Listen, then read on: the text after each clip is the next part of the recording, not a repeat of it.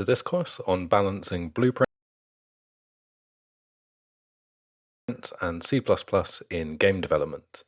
In this module, I'll be going through some of the concepts that we'll be looking at, why that getting a good balance of Blueprint and C++ can be beneficial to any project, and the approaches that we'll be taking throughout the course. First of all, just a little bit about me. The voice you hear now may be slightly familiar if you've come across the Dev Enabled channel. That is me. You can see some text in the background about what I've done, as well as the tutorials and the courses that I have already released online. I've also had several years of experience as a freelancer and full-time employee within the game development industry.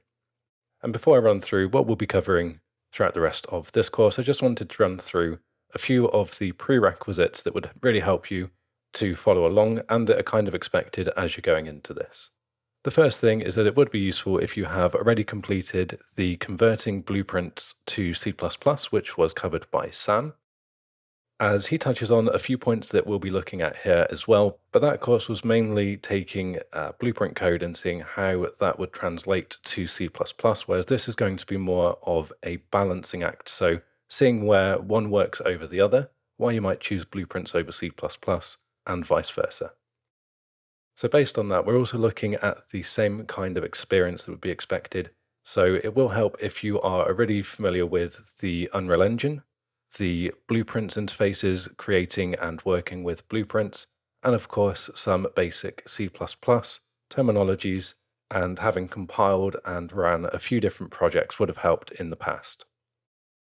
As this is not going to be an introduction to C++ or Unreal in general, so the kind of general concepts and workflows within Unreal, Blueprints, and C++ will all be very helpful.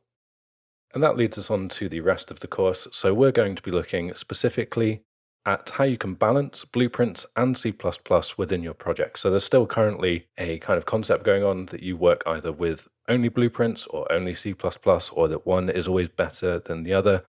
And this is really to kind of highlight some practices where you may find that Blueprints actually excel over C++, and likewise where C++ will excel, and where it's useful most of the time to actually know and work with a little bit of both and share the responsibilities out fairly evenly.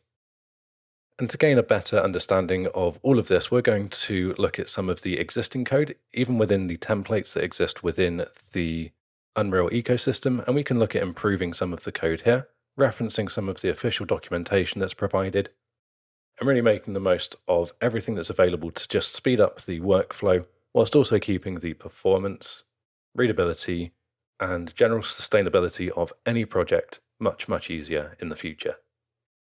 So in this module, we've just taken some time to get a better understanding of what the overall learning goal and the takeaway from this course will be. And hopefully now you're enthused to take a look at the other side of development, especially if you're currently in one of those purely Blueprint or purely C++ development approaches when using Unreal up to this point. So with all of that said, the next thing we'll be doing is getting our project set up.